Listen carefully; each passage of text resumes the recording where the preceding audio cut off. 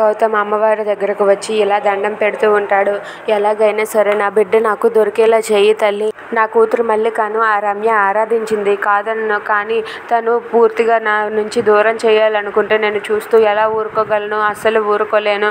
అందుకే ఎలాగైనా నా బిడ్డ నాకు దొరికేలా చెయ్యి తల్లి అని చెప్పి అక్కడ ఉన్న గౌతమ్ అయితే కోరుకుంటూ ఉంటాడు. ఇంతలో అక్కడ ఉన్న ప్రతి ఒక్కరికి కూడా ఆ ఫోటో చూపించి ఈ అమ్మాయిని ఎక్కడైనా చూసారా అని చెప్పి గౌతమ్ అడుగుతూ ఉంటాడు. దాంతో అక్కడ ఉన్న వాళ్ళు మాకు తెలియదు అని చెప్పి అంటూ ఉంటారు. దాంతో అక్కడ ఉన్న గౌతమ్ అయితే గుడికి వచ్చిన ప్రతి ఒక్కరికి కూడా ఆరాధ్య మల్లిక ఫోటో చూపించి తనైతే అడుగుతూ ఉంటాడు. ఇంతలో అదే గుడికి అయితే ఒక పాప అలాగే వాళ్ళ అమ్మ వస్తారు. ఇక వాళ్ళైతే వచ్చి దర్శనం చేసుకుంటూ ఉంటారు. ఇక గౌతమ్ అయితే ఆ పాప దగ్గరికి వెళ్ళి ఆ పాపని కూడా ఫోటో చూపించి అడుగుతాడు. ఈ అమ్మాయిని ఎక్కడైనా చూసావా? నా కూతురు తప్పిపోయింది అని చెప్పి గౌతమ్ అంటూ ఉంటాడు. దాంతో ఆ అమ్మాయి అయితే మల్లిక ఫోటో చూసి ఈ అమ్మాయిని నేను చూశాను, ఉదయమే కనిపించింది అని చెప్పి అంటుంది. అది వినగానే గౌతమ్ ఒక్కసారిగా షాక్ అయిపోతాడు. చూసావా? ఎక్కడ చూసావమ్మా అని చెప్పి అంటూ ఉంటాడు.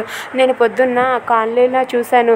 అమ్మాయికి బాగా దాహంగా ఉంది అంటే వాటర్ తీసుకువచ్చి ఇచ్చాము, కానీ ఇప్పుడు వాళ్ళు ఆ కాలనీలో ఉండుండరేమో అని చెప్పి అంటూ ఉంటుంది. అది వినగానే గౌతమ్ ఒక్కసారిగా షాక్ అయిపోతాడు.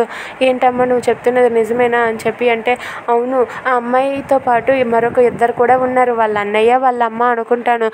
చాలా దాహంతో కొట్టుమిట్టాడుతూ ఉన్నారు. అందుకే వాళ్ళకి మా అమ్మ వాటర్ తీసుకువచ్చి ఇచ్చింది అని చెప్పి అంటూ ఉంటుంది. అది వినగానే గౌతమ్ ఒక్కసారిగా షాక్ అయ్యి అలా ఉండిపోతాడు.